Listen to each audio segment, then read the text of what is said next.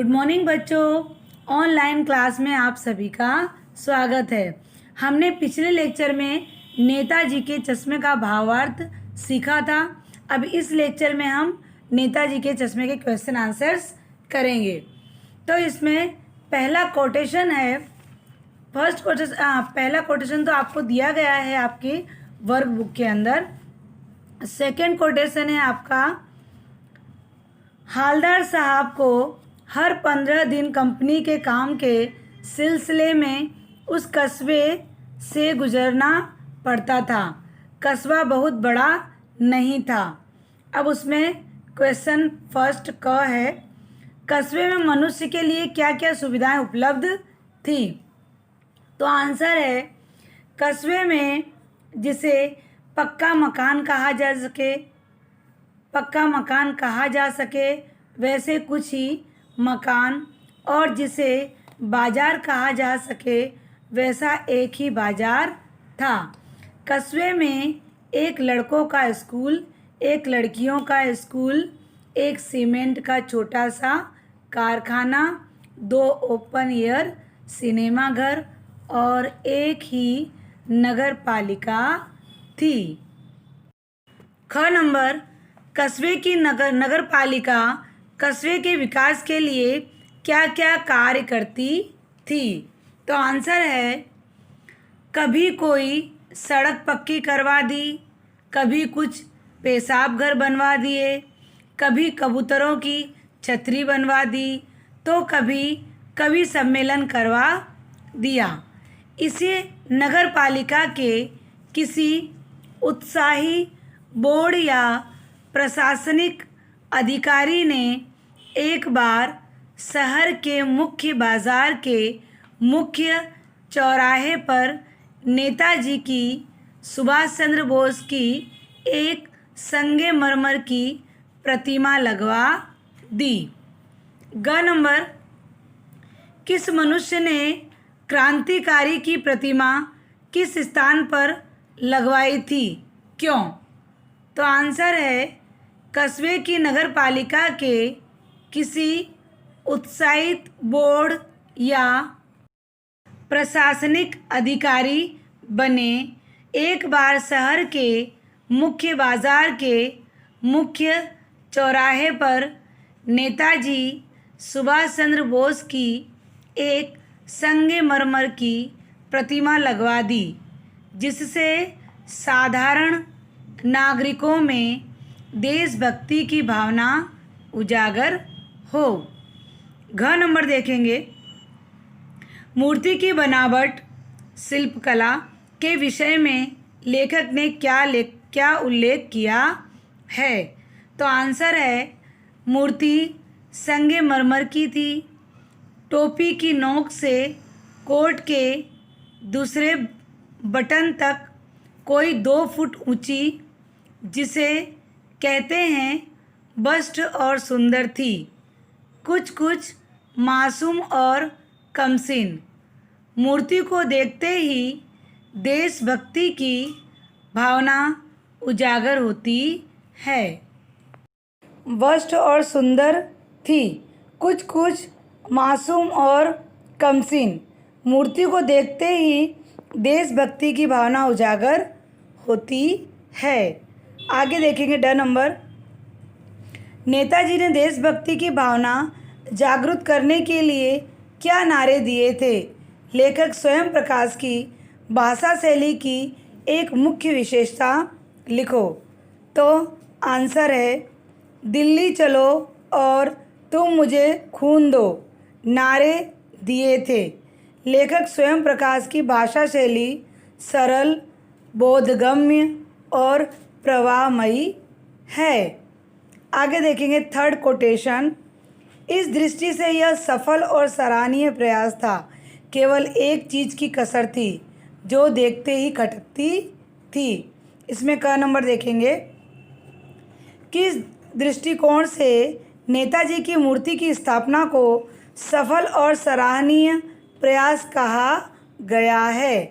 तो आंसर है, मूर्ति को देखते ही, पहले इसमें लिखा हुआ है सेमेस टू का ड, फ लिखने के बाद आपको ये लिखना है कि मूर्ति को देखते ही देशभक्ति की भावना उजागर होना और दिल्ली चलो, तुम मुझे खून दो वगैरह नारे याद आने के दृष्टिकोण से नेताजी की मूर्ति की स्थापना को सरल और सराहनीय प्रयास कहा जा सकता है। यहाँ हमको पहले सेमेस वाला लिखा हुआ है, सेमेस का टू का सेमेस ड, वो पहले लिखना है, उसके बाद हमें ये वाला आंसर लिखना है। ख नंबर है, मूर्ति किस स्थानीय कलाकार ने बनाई थी? स्थानीय कलाकार से आप क्या समझते हैं? इस व्यक्ति विशेष को ही मूर्ति बनाने का कार्य क्यों प्रदान किया गया होगा? तो आंसर है, मूर्ति कस्बे के एक लौते हाई स्कूल के एक लौते ड्राइंग मास्टर मोतीलाल ने बनाई थी। स्थानीय कलाकार से यह पता चलता है कि मोतीलाल जी उसी कस्बे के निवासी थे। यह काम मोतीलाल जी को इसलिए दिया गया था क्योंकि वे महीने भर में मूर्ति बनवाकर देने का विश्वास दिलाते हैं। ग नंबर, मूर्ति में लेखक को क्या कमी दिखाई पड़ी, फिर भी वे क्यों मुस्कुरा रहे? आंसर है, क्यों मुस्कुरा उठे? आंसर है, मूर्ति में लेखक को नेताजी की आंखों पर चश्मे की कमी दिखाई पड़ी। चश्मा तो था, परंतु संगमरमर का नहीं, एक सामान्य और सचमुच का चश्मा लगाया था। वे यह देख मुस्कुरा उठे और कहते हैं कि यह एक नया आइडिया है, अच्छा है। आज भी लोग देशभक्ति की भावना मन में रखते हैं और उसका सम्मान करते हैं। आगे घ नंबर देखेंगे। हालदार साहब बार बार इस स्थान से गुजरते समय मूर्ति में क्या परिवर्तन देखा करते थे? तो आंसर है, हालदार साहब बार बार इस चौराहे से गुजरते समय मूर्ति में कोई चश्मा लगे होने का परिवर्तन देखा करते थे। कभी मोटे फ्रेम वाला, कभी तार के फ्रेम वाला, तो कभी गोल चश्मा, तो कभी धूप का चश्मा देखा करते थे। ड नंबर, सरकार स्थान स्थान पर महान देशभक्तों की मूर्तियाँ क्यों स्थापित करती है? इनकी साफ सफाई किस समय होती है? इससे मनुष्य की किस मनोवृत्ति का ज्ञान होता है? तो आंसर है, सरकार स्थान स्थान पर महान देशभक्तों की मूर्तियाँ सामान्य नागरिक में देशभक्ति की भावना को उजागर करने के लिए स्थापित करती है। इनकी साफ सफाई राष्ट्रीय त्योहारों, जन्म जयंती आदि के दौरान ही होती है। इससे यह पता चलता है कि मनुष्य अपनी स्वेच्छा से कोई काम नहीं करता, परंतु दिखावे के लिए ही काम करता है।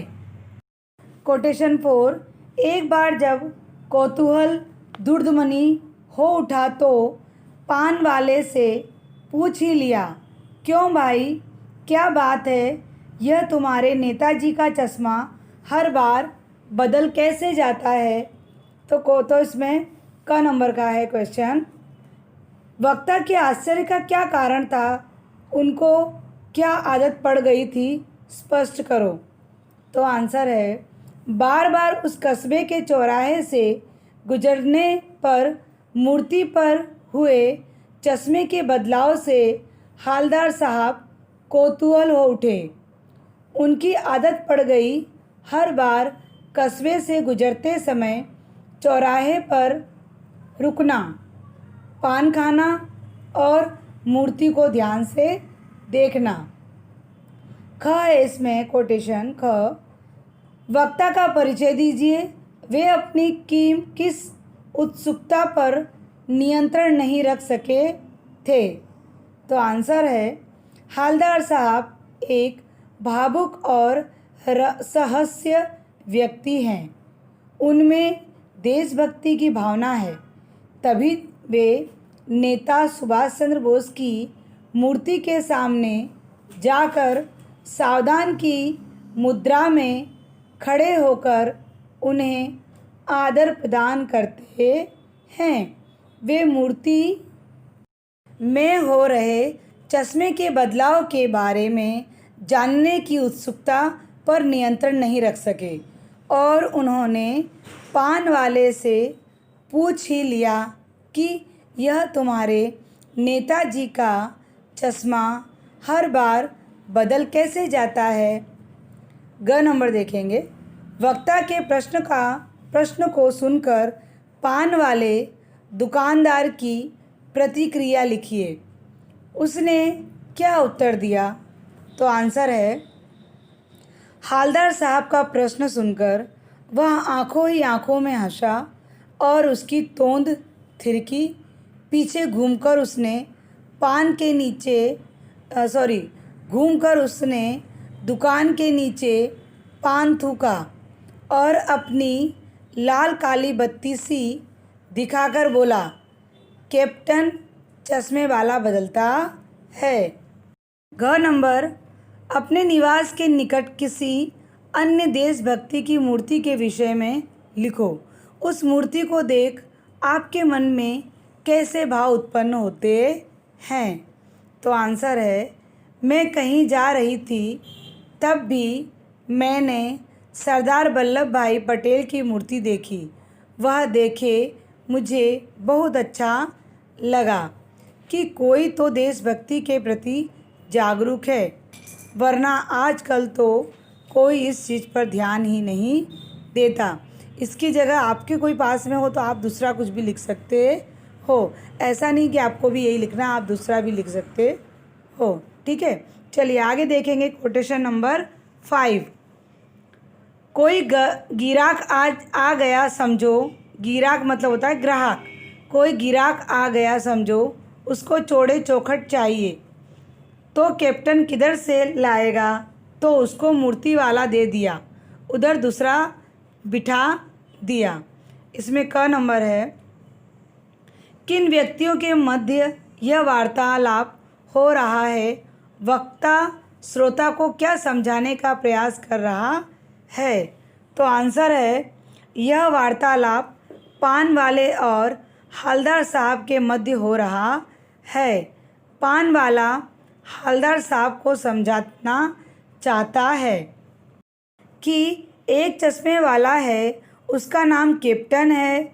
उसे नेताजी की बगैर चश्मे वाली मूर्ति अच्छी नहीं लगती, इसलिए वह अपनी छोटी सी दुकान में उपलब्ध गिने चुने फ्रेम में से एक नेताजी की मूर्ति पर फिट कर देता है। लेकिन जब कोई ग्राहक आता है और उसे वैसे ही फ्रेम की दरकार होती है, तो कैप्टन चश्मे वाला उस फ्रेम को उतार कर ग्राहक को दे देता है और नेताजी को दूसरा फ्रेम वाला चश्मा पहना देता है।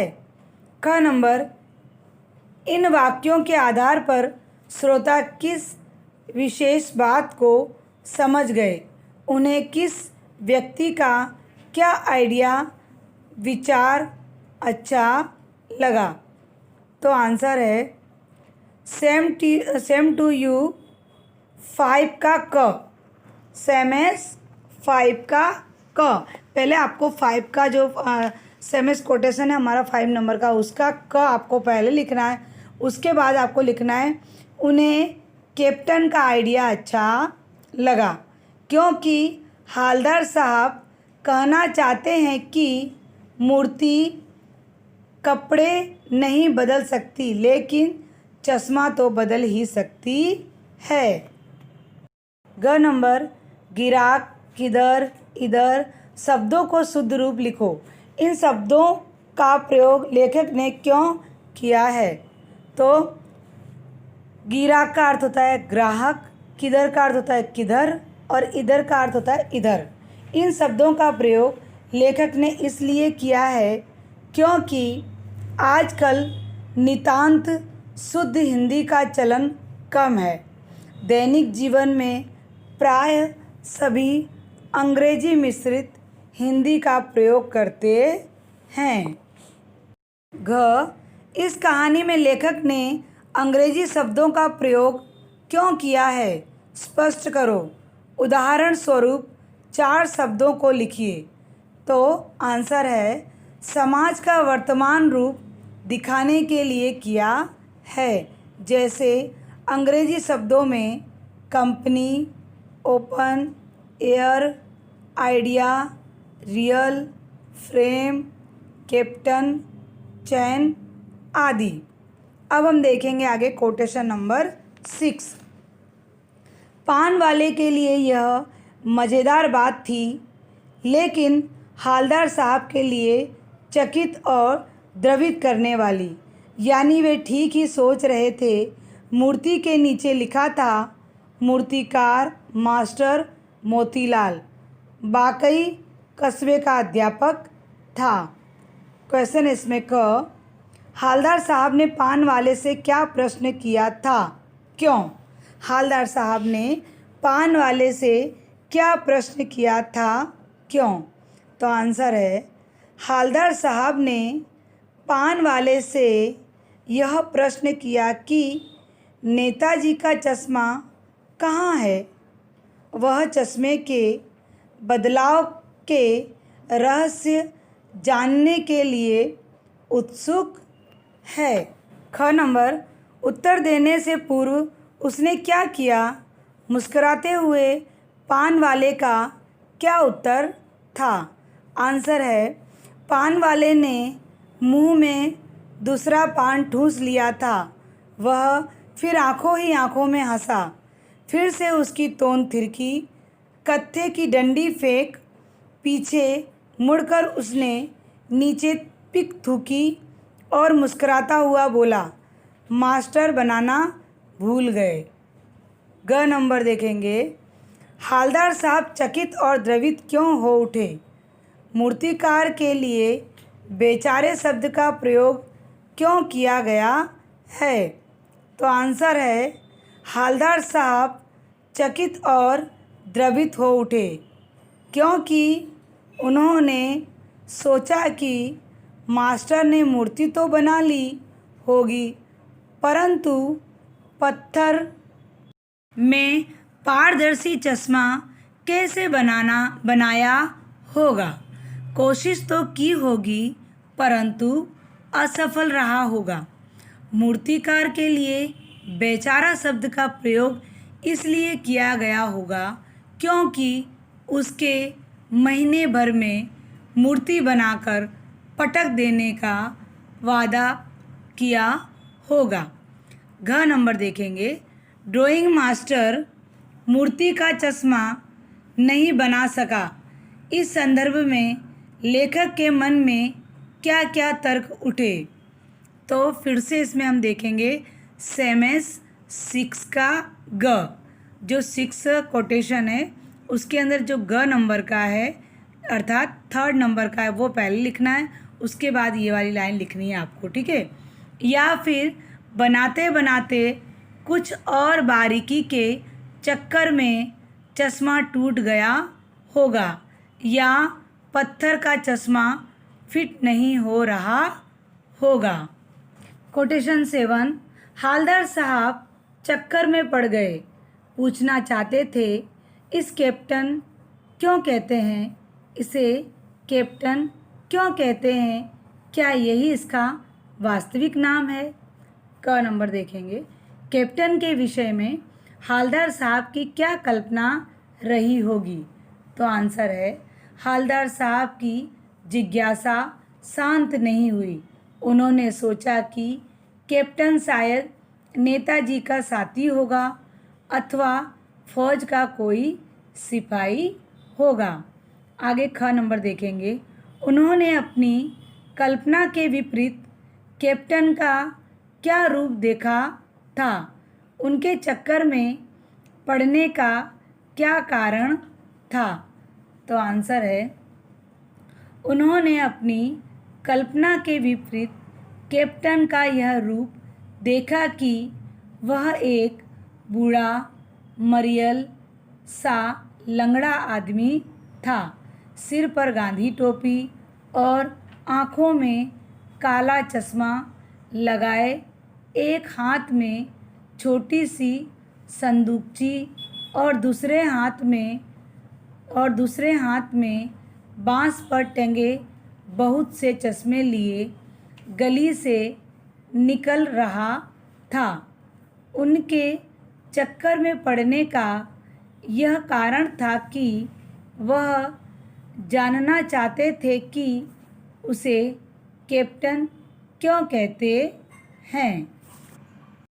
ग नंबर, कैप्टन के विषय में पान वाले ने क्या जानकारी दी? तो इसका आंसर है सेमेस 5 का क। सेमेस 5 का क होगा और आगे सेमेस 5 का क ही इसमें लिखना है।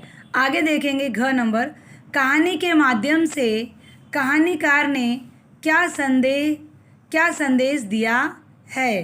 तो आंसर है, इस कहानी में लेखक ने हालदार साहब और कैप्टन की देशभक्ति को उजागर किया है। इस कहानी के माध्यम से लेखक हमें यह उद्देश्य देना चाहते हैं कि साधारण नागरिकों के मन में देशभक्ति का भाव निहित होते हैं, जिन्हें वे अपनी तरीके से विभिन्न रूपों में प्रकट करते हैं। आगे 8 नंबर का कोटेशन है, अगली बार भी मूर्ति की आंखों पर चश्मा नहीं था। हालदार साहब ने पान खाया और धीरे से पान वाले से पूछा, क्यों भाई, क्या बात है? आज तुम्हारे नेताजी की आंखों पर चश्मा नहीं है? तो इसमें क नंबर का क्वेश्चन है, हालदार साहब उस कस्बे से गुजरते समय मूर्ति पर किस किस प्रकार के चश्मे देखते थे? तो इसका भी आंसर है सेमेस 3 के घ में। सेमेस 3 का घ, थर्ड जो कोटेशन है उसका घ नंबर अर्थात 4 नंबर का आंसर यहाँ लिखना है। अब आगे देखेंगे हम ख नंबर का, नेताजी की आंखों पर चश्मा नहीं होने का पान वाले ने क्या कारण बताया? पान वाले की मनस्थिति का वर्णन करो। तो आंसर है, नेताजी की आंखों पर चश्मा नहीं होने का पान वाले ने यह कारण बताया कि कैप्टन की मृत्यु हो गई है। उसकी मनस्थिति कोमल भावनाओं से भरी हुई थी। इसी कारण हालदार साहब को कैप्टन की मृत्यु का समाचार देते समय उसकी आंखें आंसुओं से भर उठी। उस वक्त उसने सिर नीचे किया और वे अपनी धोती से आंसू पोंछ रहे थे। ग नंबर, आप किस प्रकार कह सकते हैं कि पान वाला भी भावुक प्रकृति का मनुष्य था? स्पष्ट करो। तो यहाँ पर इसका आंसर है सेमेस 8 का ख। जो 8 कोटेशन है उसके नंबर ख अर्थात 2nd नंबर का जो आंसर है वो आपको यहाँ लिखना है। अब आगे हम देखेंगे घ नंबर, अगली बार हालदार साहब ने मूर्ति पर किस प्रकार का चश्मा देखा? आपके अनुसार यह चश्मा किसने लगाया होगा? इस चश्मे को देखकर हालदार साहब को क्या अनुभव होगा? तो आंसर है, अगली बार हालदार साहब ने मूर्ति की आंखों पर सरकंडे से बना चश्मा देखा। हमारे अनुसार यह चश्मा किसी बालक ने लगाया होगा। इस चश्मे को देखकर हालदार साहब को यह अनुभव हुआ होगा कि साधारण मनुष्य के साथ बच्चों में भी देशभक्ति की भावना है, तभी तो उसने वह सरकंडे का चश्मा नेताजी को पहनाया होगा। यहाँ हमारा यह लेसन क्वेश्चन आंसर के साथ समाप्त हुआ। अब आपको क्वेश्चन आंसर्स भी मिल गए हैं। सभी को अपनी नोटबुक में जितना भी हमारा चल रहा है सभी को अपनी नोटबुक में या वर्कबुक के अंदर आपको लिख लेना है। कुछ भी आपका छूटना नहीं चाहिए। जब जब हम आपको क्वेश्चन आंसर लिखवा कर देते हैं तब आपको पूरा अपनी नोटबुक में कंप्लीट कर लेना है, ठीक है। और कभी जब हमको मौका मिलेगा तब हम आपका चेक भी कर लेंगे। इसीलिए अगर आपको अच्छा लगे तो आप अपनी वर्कबुक में लिखो, और आपको और अच्छे से दिखना है और अच्छा लगाना है तो आप अपनी नोटबुक में भी लिख सकते हो। चलो, इसी के साथ मैं अपनी वाणी को विराम देती हूँ। अस्तु, धन्यवाद।